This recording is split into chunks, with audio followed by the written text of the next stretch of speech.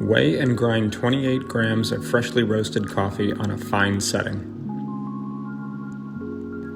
Fill the bottom chamber of the Moka Pot with 250 grams water, being sure the water level stays below the pressure release valve.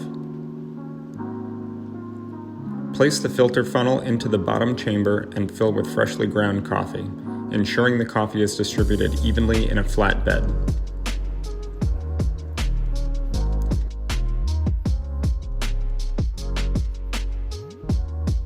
Using a towel or heat-proof gloves to brace the bottom chamber, carefully screw on the spouted chamber until tight.